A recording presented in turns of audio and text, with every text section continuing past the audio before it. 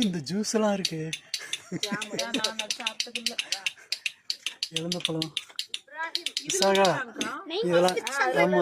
இதெல்லாம் தான் எங்க தீனி. 90s கிட் சாக்லேட்ல இருக்கு. சாக்லேட் எல்லாம் சாப்பிட கூடாது, அதெல்லாம் 90s 90ஸ்லயே முடிஞ்சு போச்சு.